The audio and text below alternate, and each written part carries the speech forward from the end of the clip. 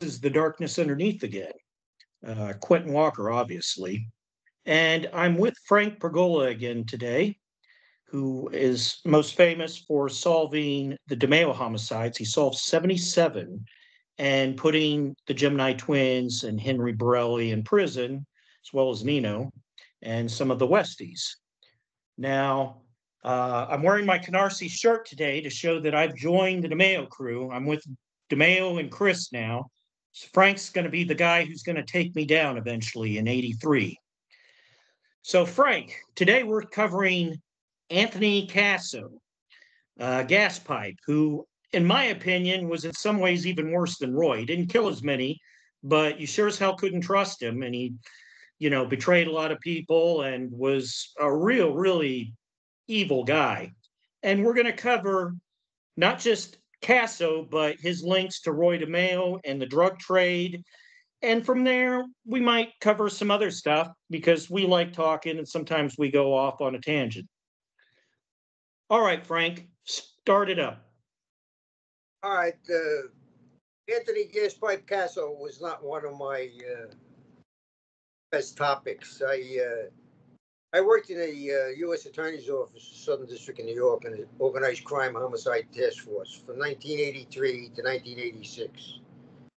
I was focused on the DeMeo crew, the Westies crew, the Organized Crime Commission, and about 100 murders that I was investigating for those cases. My knowledge of Casso was sort of limited. I used to see him when I was off duty, walking my dog on 86th Street, going to the park on 14th Avenue. I see him going in the 19th hole, Chrissy Tix, Lucchese, up Bar and Grill. I see him entering, I see him leaving. And I knew who he was, but I wasn't really interested in him. In 1983, we acquired a search warrant for a gas station, which is 2 doors down from the 19th hole, the Lucchese Stronghold, where Gaspipe used to frequent.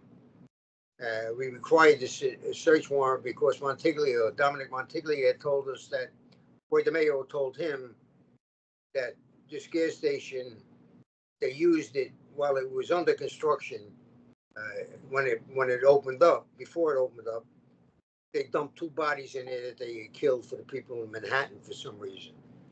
So based on that information from Montiglio and information from another informant and some other information, we got a search warrant for the gas station, which required us to rip the whole gas station up, right down to the gas tanks. I mean, we were there for like 3 or 4 weeks. I was there every day, which wasn't bad because it was right around the corner from my apartment.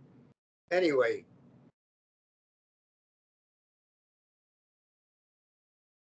we do this big excavation, and the results were negative. We didn't find any dead bodies. They apparently moved them.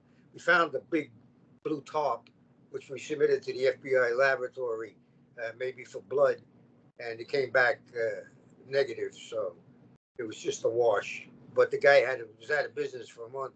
Cost the FBI a fortune. Anyway, that 2 or 3 weeks, I saw Casso almost every day going in and out of the 19th hole. I knew who he was. I knew that he was with the Lucchese crime family. I didn't know what position he had. I really wasn't interested because we were busy on those 3 cases. So I retired in 1995. I kept in touch with Montiglia for 38 years until he died of a stroke. I think it was 2022. But I maintained a relationship with him on the telephone and talked to him all the time. In 1999, I was subpoenaed into the Supreme Court in Manhattan. A guy that I had arrested in 1999, 10 years before that,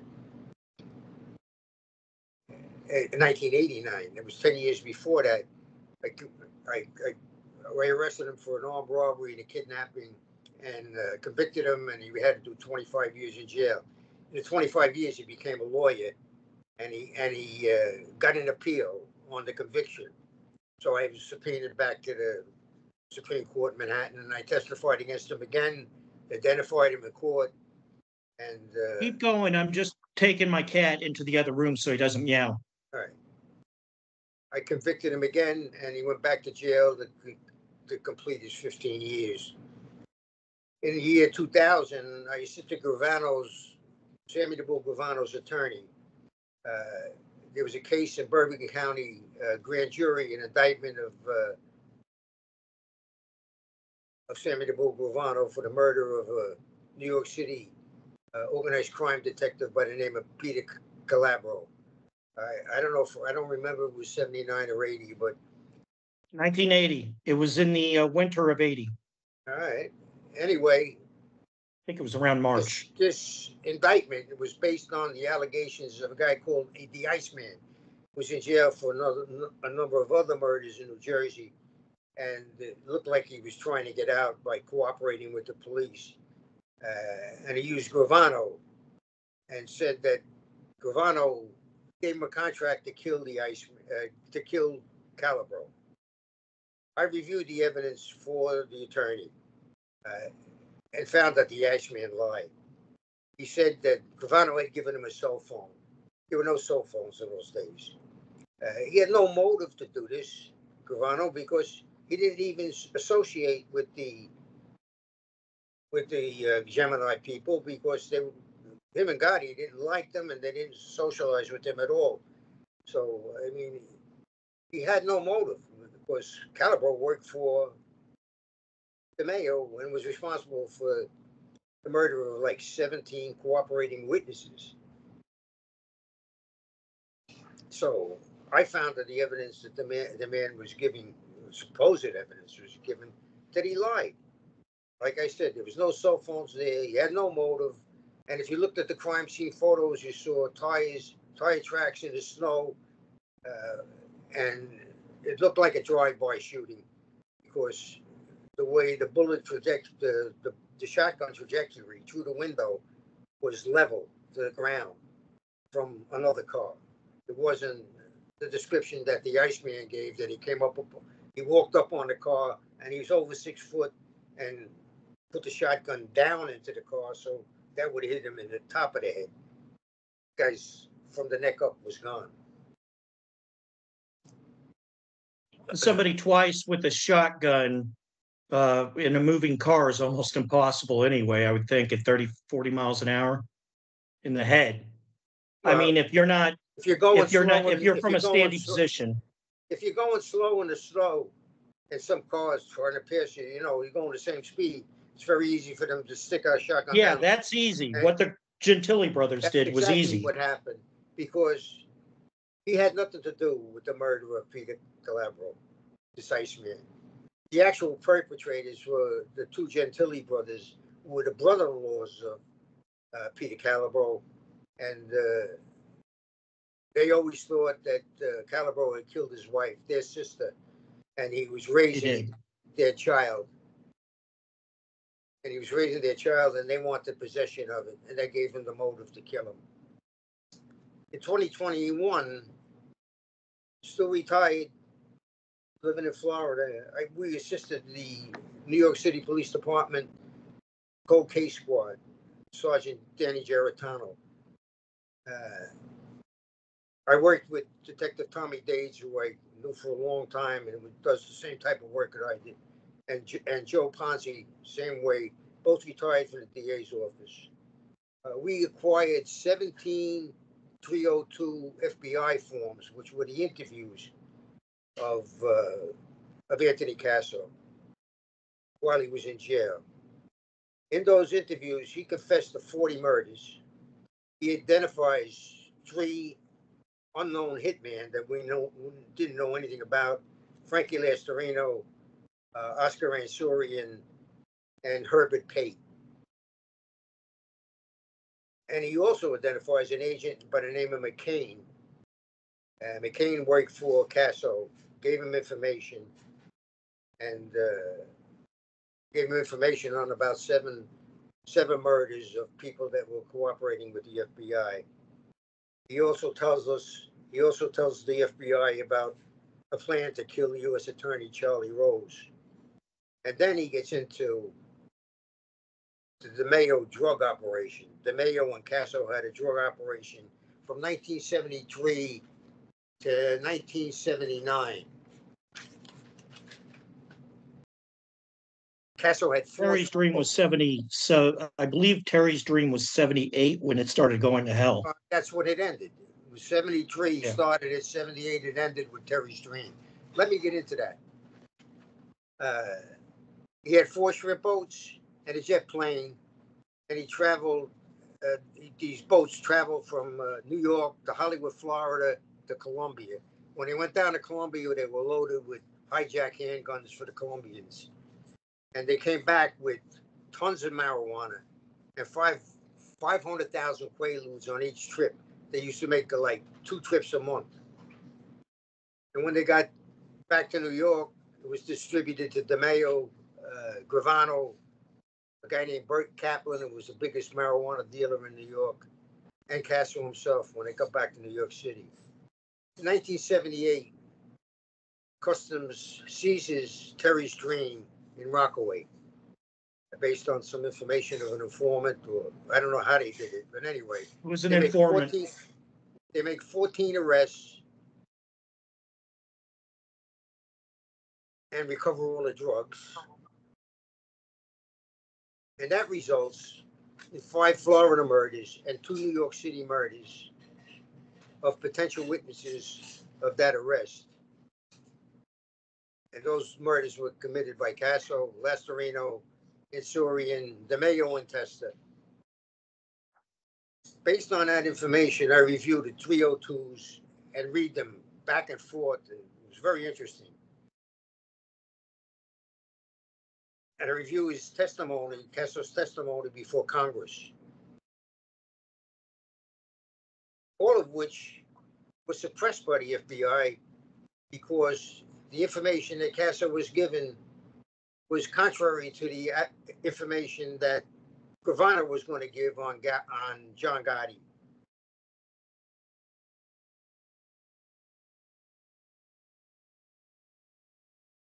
And it also would have started an internal investigation in the FBI with this agent McCain and the 7 murders that he was involved in, giving the information to Casso. Casso also IDs the 2 New York City detectives, Steve Caracappa and Louis Ippolito, who become known as the Mob Cops, worked for Casso for many years. Those 2 detectives were later charged with 12 murders in an indictment in Brooklyn, and both of the detectives died in prison. Casso describes Castellano's murders by Gotti. And Casso and the Chin Gigante from the Genovese crime family want to seek revenge because Castellano's murder was not authorized. Gotti did it on his own. Genovese crime family supplies a guy named Herbert Pate, who blows up Frankie DeChico's car on 86th Street in 1986. Pate was also the guy that stole the French Connection drugs out of the New York City Police Department property clerk's office in 1970. And he also kills a corrupt New York City Police Department narcotics detective by the name of Detective Vincent Albano in 1975 in a dispute over those drugs. Casso hires mob cops to kill a shooter on the Castellano case by the name of Eddie Lino, which they do.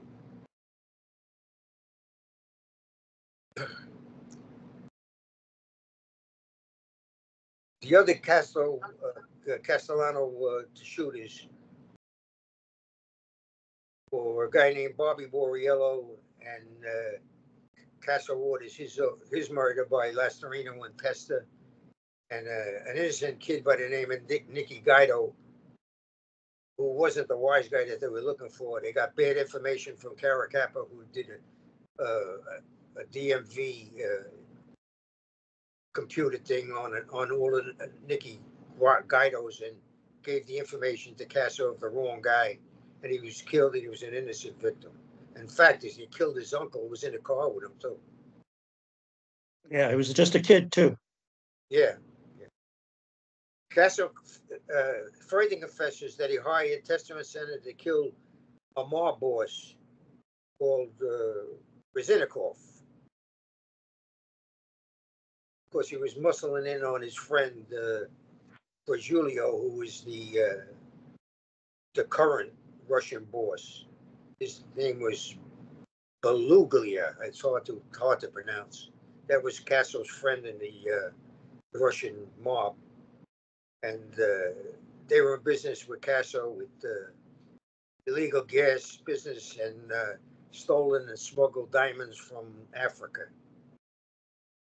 He gets killed in Coney Island on a boardwalk in front of Odessa, or inside Odessa's restaurant on June 13th, 1986 by Testa. All of the information that is compiled in what I'm saying now proves that Casso was a reliable, credible witness. All of it's corroborated.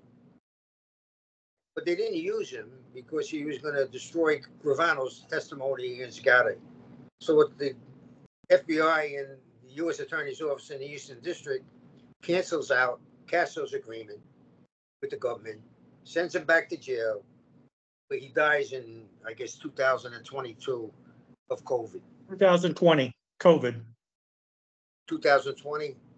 All right. Yeah, he died of I'm COVID. not too good with dates. I'm getting a little older. I'm 86. Hey, don't worry about it. Don't worry about it. You're I'm not doing worried. great. Believe me, I'm not worried about it. Yeah, That's all well, about, you're doing great that's either all I way. got on Casso. All right. Well, you mentioned Pate. The only thing I could add to that was he was a UK demolitions guy. And he's still alive. He must be as old as the Cretaceous at this point. But he's the FBI, I think, are still looking into him for Who you some talking tax about? issues. Who you talking Pate, Herbert Pate. Yeah, his name is Herbert Bigmead Pate. Bigmead Pate. He's about 87 years old now. He was last I checked. He's working. I checked frequently to make sure he's still alive. Working for a construction company in Queens. Oh wow! He was working. So the guy who killed DeChico got away. He was working for the operating engineers union, which was they had put in an FBI supervisor who was retired to oversee that union. And the first thing he did when he walked in the door was fire Pate.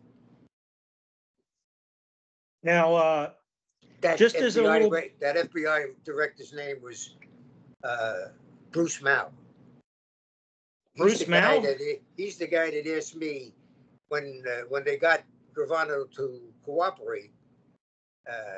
He was telling them about the night he had to confess to the murders that he did. So he gave them 19 of these murders, but it was very sketchy information like Petey Pots and Pans in 1940 and 1980 got killed on Avenue U. I killed him. Very sketchy information. So Bruce Mao's been in everything, it seems. He appears in my book. Bruce Mao gives me the sketchy information that says, can you locate these murders? So that was my specialty. So I sat down and I went up to the chief of detective's office, and we have these old books that go back for years, handwritten records of murders before they computerized. And then went through them all. I found every one of the 19 in them. I went to each precinct with a subpoena, and I got each one of them, and I brought them to Bruce Mao's office, who was the head of the Gambino crime family gang. He was the head of that group. Yeah, he oversaw Artie Ruffles, didn't he? And the DeMeo case. Right. I worked very closely with Artie. Artie passed a few years ago. Yeah, I'm really upset about that. He seemed like such a nice guy, and he would have been a great source of information. He was one of the nicest gentlemen and the most professional guys I ever met. Yeah, it's very upsetting that I wish I had started this 15 years ago, this project. But what can you do? I'm lucky to be able to start it now, to be doing this now with you and, Nelson and everybody. So let me see, what else? Yeah, okay, you mentioned the Iceman. That guy pisses me off. I hate liars. My understanding was he was doing that for notoriety, because I don't think they were ever going to let him out because he murdered 5 innocent people. Well, about 2 or 3 of them were innocent. Yeah, but look at the damage he did. He made a movie, he wrote a book, and then he died. Yeah. And I can't stand it was all liars. based on things that weren't true. Yeah. So I got a lot more details on the shrimp boat in my book that I was able to get from the court records that were interesting. At Terry's Dream, Chris and the twins were there, as well as Richie. What else? For those of you who follow my documentary series, I go into it more than Murder Machine does, the book. I think that pretty much covers it. Casso got his in the end. Obviously, now Casso, for those of you who aren't aware, was involved with the DeMeo hit. My understanding was they passed it from Gotti because he couldn't get to him. And then it went, and DiCicco took the contract and spoke to Anthony Casso, who had connections to Frank Lastarino, who had very close connections to the twins from that drug dealing operations and being kids. He actually was very close to Joey Testa. They grew up together. Frank Lastarino passed a couple of years ago. Yeah, like a year or two ago. So that's my link for how they were able to get DeMeo taken out by getting to the twins. Frank Lastarino is somebody that doesn't come up very often, but he was actually very, very instrumental, not in just DeMeo's murder, but in a lot of others. I think he was instrumental in Patty Testa's murder too, ironically. Lastarino. Anyway, I think Frank Lastarino, he wasn't just instrumental in Roy's murder, he was also involved in Patty Testa's. I believe so, yeah. Yeah. That was the word. He was very, very afraid of Casso. Anyway, I think that pretty much covers it for today. What would you like to talk about for next episode, for the next time we do an interview? Well, I'm familiar with the Bonanno crime family, so I guess that's what we'll do next. People that worked for Anthony Spiro on Bath Avenue, who's a capo in the Bonanno crime family. They had the whole Bath Beach crew, a crew that grew up in my neighborhood. I know every one of them. They were in my house for Christmas, sitting around the table, eating, and my daughter was very friendly with them. They came from good families, good Italian families, most of them, and it's just that they got mixed up with this guy Spiro, who was giving them money, and they started doing drugs, and they went the wrong way. Most of them ended up dead in jail. The only guy that did well was a guy named, it'll come to me. Anyway, I'll get to it in that story. What about, he's a very, very popular topic because he was such a sicko. The more sick they are, they're more interest because it's macabre human nature. But Tommy Karate, you knew him, didn't you? Yeah, his last name is Patera. He grew up in my neighborhood too. My daughter knew him too. And he was a karate expert. He went to Japan. He went to the tournaments, and he was an expert karate guy. And he got mixed up with Spiro too, and did a number of murders. And we'll get to that in the next session. I think Tommy Karate had something wrong with him long before the mob. He seemed like he was a psychopath. I really don't know him personally, so I couldn't comment on it. But your daughters would like to talk about him. But anybody that killed that many people and buried them in Staten Island has to be a little bit of a psycho. I got familiar with what Tommy did when I was assigned to the Brooklyn South Homicide Squad for 1991 to 1995. A detective that I worked with was doing a case on Patera and developed an informant or a couple of informants that told them where the bodies were buried, and they dug up that burial ground in Staten Island and found a number of them. Yeah. That detective's All name, right. Billy Tomasulo. Used to call him Billy Jack. He was a character himself.